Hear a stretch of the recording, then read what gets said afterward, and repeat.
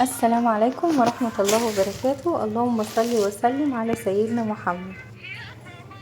النهاردة ان شاء الله هعمل لكم كفتة البرغل والحواوشي اللي بتجيبوه من بره بالظبط ونفس الطريقة ونفس الطعم.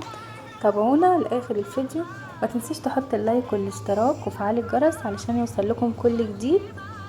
يلا نشوف مقاديرنا والتوابل اللي بتتحط في الكفتة وبتتحط في الحواوشي اللي بيتعمل بره، وطبعا احنا هنعمله في البيت بنظافة وبجودة جيدة.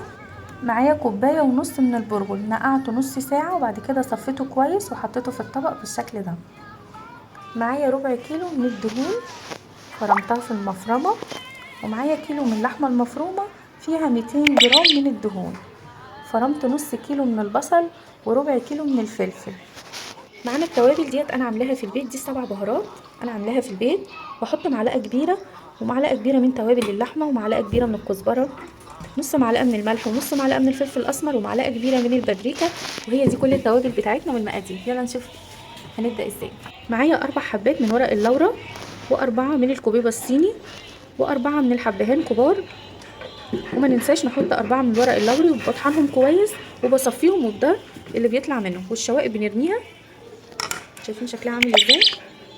بعد ما صفيتها ريحتها جميله جدا. واهم حاجه بعد ما نصفيها كويس نحط عليها ربع معلقه كده بسيطه من جوز الطيب علشان ما تمررش معانا. يلا نشوف هنبدا ازاي. بسم الله بسم الله. هحط البرغل، هنحط البصل مش بنصفيه ولا اي حاجه خالص. اللحمه انا فرمتها كمان بعد ما جبتها، فرمتها كمان فرمه من عند يعني بعد ما جبتها اللحمه، بعد ما جبناها فرمناها كمان فرمتين كده في الكبه علشان تبقى ناعمه معايا. واحط الدهون، نحط التوابل. بسم الله. نحط بقيه التوابل وهبتدي ان انا بسم الله هقلبهم كويس قوي في بعض. يعني ما شاء الله عطتني كميه كبيره ولسه ما فرمتهاش ولا عملت زي ما انتم شايفين ما شاء الله عجنتهم كويس. هاخد بقى الكبه وهطحن فيها. خلاص كده بعد ما خلطناهم في بعض هنحطهم بقى في الكبه. لو عندك الكبه الصغيره ممكن تعمليها، هتاخدي حته صغيره. بسم الله. ونبتدي ان احنا ننعمها جدا. خلاص كده بعد ما خلصتها هحط معلقه بيكنج باودر. بسم الله. شايفين ما شاء الله كده هي مظبوطه معايا، تقدري تعملي منها كفته اهي، وهتكون ماسكه نفسها وبجد طعمها جميل وجربوها.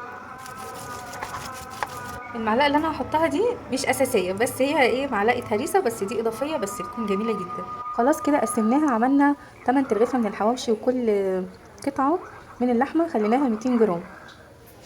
والكفته اهي ما شاء الله متماسكه وحلوه جدا. هحط لها معلقه زبده وهحطها على البوتاجاز، هدي عليها النار وهنشوف مع بعض دلوقتي هنعمل ايه. حطيتها على النار وحطيت معلقتين كبار من الزبده وهسيبها 10 دقايق وبعد كده هدخلها الفرن. وقبل ما انا احط فحميه على النار علشان تدينا طعم الكفته اللي بره بالظبط. جهزنا العيش، بعمل له فتحه كده صغيره، هحط اللحمه فيه وافردها. ما شاء الله الرغيف كبير، يعني 200 جرام حلو قوي عليه. كمان الرغيف دوت من الكبير مش من الصغير.